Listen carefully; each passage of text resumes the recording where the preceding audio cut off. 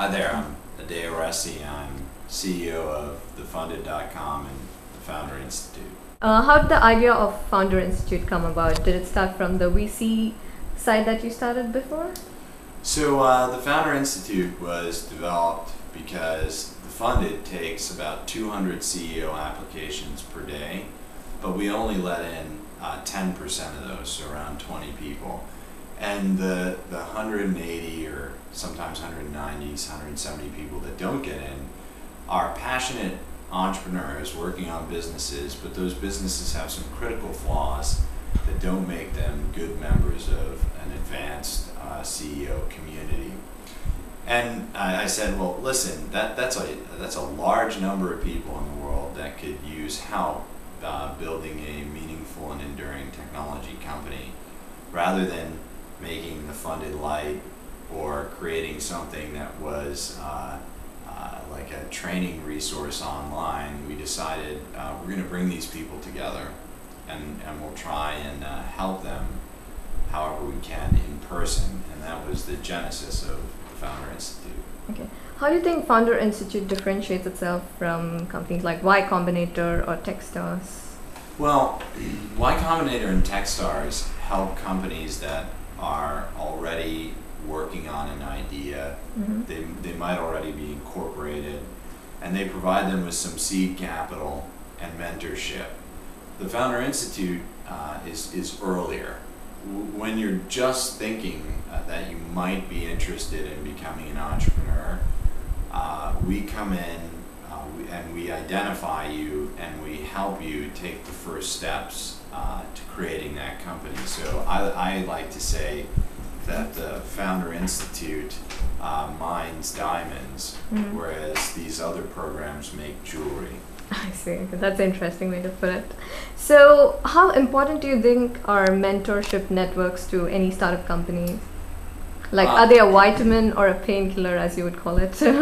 I think they're a vitamin for sure. You know, I think there's a lot of things that need to come together to help a startup, and no one of them is a painkiller, but all together the vitamins can supercharge your success. So I would say number one, having a good group of mentors who tell you the truth is very helpful, but it's not going to make you successful.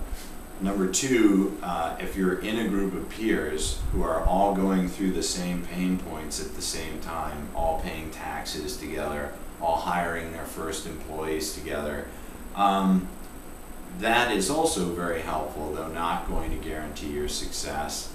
If you have shared upside so that you genuinely want to help other people in your peer group, again, that's a nice to have, but not going to lead to success. So what we try to do is pad on all these vitamins, if you will, to ensure that companies have a better chance of success. Cool.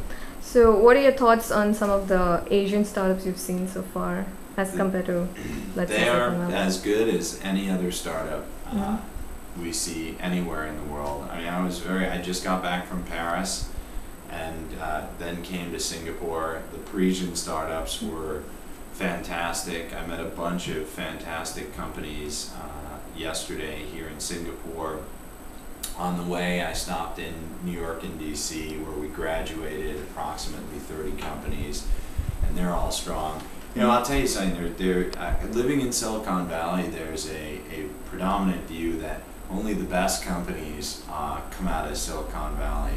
And while that has historically been true, I can tell you as a matter of fact, and you can ask any mentor who's been to the different locations, the quality of companies and ideas is the same in any of the 9 locations we operate.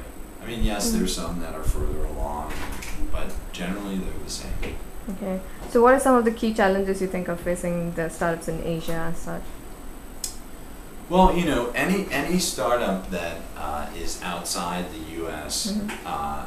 And not in a large market. So, yeah, India is a large market, China is a large market, but faces the challenge of too narrow a focus. So we met some French companies that are just focusing on France, and that really is a relatively small market. We met some Singaporean companies that are just focusing on Singapore, and that is also an even smaller market than France. So I think that the challenge, if you're outside the US and not in a big market like India, China, etc., you really have to think as big as possible about the opportunity for your technology to be adopted.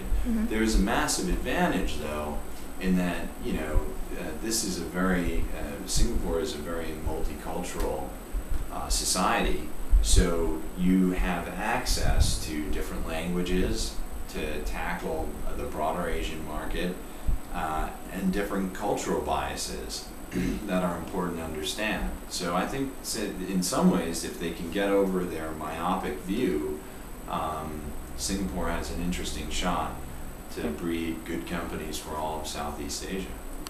All right. Thank you so much. Thank you.